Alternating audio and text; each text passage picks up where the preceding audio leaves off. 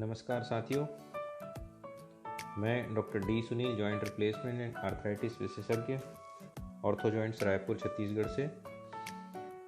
Diabetes और जोड़ों की प्रॉब्लम के पहले भाग में हमने सुना और जाना कि डायबिटीज़ क्या होती है।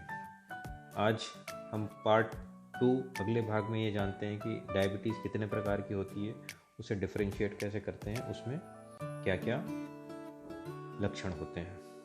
तो पहला टाइप जो होता है type 1 insulin dependent diabetes mellitus, दूसरा होता है non insulin dependent diabetes mellitus type 2। Insulin dependent diabetes mellitus ये एक ऑटोइम्यून डिजीज़ होता है। इसमें इंसुलिन प्रोड्यूस करने वाले पेंक्रियास के बीटा सेल्स जो होते हैं लगभग डिस्ट्रॉयड होते हैं, ख़त्म हो जाते हैं ऑटोइम्यून डिजीज़ के कारण। 3 से 5% पॉपुलेशन में ये पाया जाता है। ये किसी भी एज में हो सकता है, लेकिन इसमें सबसे ज़्यादा कॉमन 20 साल की उम्र तक यह होता है, अर्थात ये बच्चों में ज़्यादा कॉमन होता है। इसके मुख्य लक्षणों में बहुत सारा पानी पीने की आदत, बहुत सारा पेशाब लगना, बहुत खाना खाने की इच्छा होती है, जो कि पॉलीडिप्सिया, पॉलीयूरिया और पॉलीफेजिया के नाम से जानी जाती है। इन पेशेंट्स को इंसुलिन की रिक्वायरमेंट पूरे लाइफ में कंटिन्यूसली रहती है। इसके कारण से इनको मल्टीपल इंजेक्शंस लेने पड़ते हैं, प्रॉपर डाइट फॉलो करना पड़ता है, एक्सरसाइज कंटिन्यूसली करना पड़ता है और कंटिन्यूसली ग्लूकोज मॉनिटरिंग करना पड़ता है। बट मल्टीपल इंजेक्शंस लेने के कारण, बार बार इंजेक्शंस लेने के कारण में कई दूसरी चीज़ें भी आती है, जैसे ब्लड शुगर का लो हो जाना या इंसुलिन शॉक, जिसे सीवियर हाइपोग्लाइसीमिया जैसी प्रॉब्लम्स भी आ सकती है। नए मेथड्स होते हैं जो कि इंजेक्शंस को अवॉइड किया जा सकता है, जिसमें नेज़ल स्प्रे या पैचेस के रूप में दिया जा सकता है।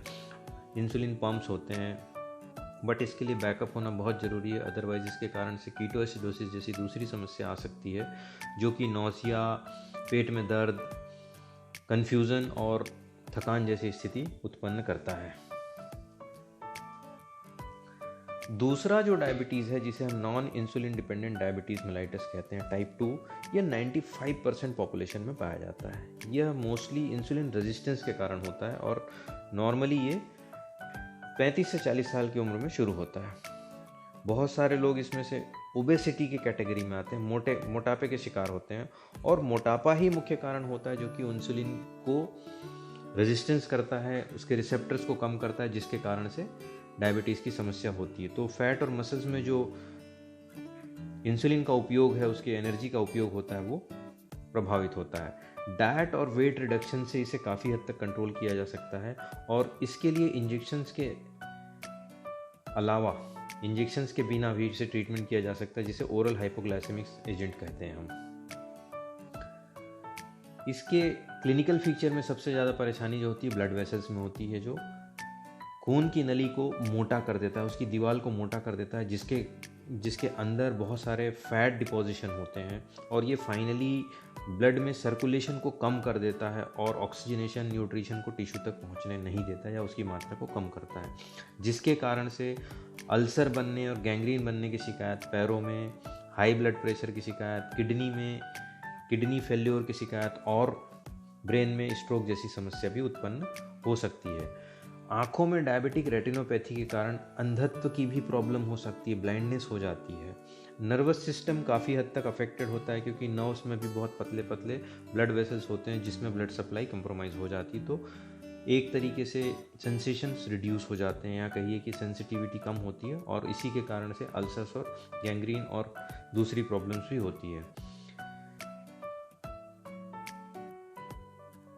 ओवरऑल इंसुलिन के नहीं होने के कारण, डायबिटीज़ के होने के कारण मनुष्य का, इंसान का रेजिस्टेंस और इम्यूनिटी कम हो जाती है, और वो इन्फेक्शन के लिए प्रोन हो जाता है। डायबिटीज़ का जोड़ों के साथ में क्या क्या संबंध है, ये बहुत ही कम लोगों को ज्ञात है, बहुत ही कम लोग इस पर ध्यान देते हैं, और इसमें अवेयरनेस की काफ़ी आवश्यकता है।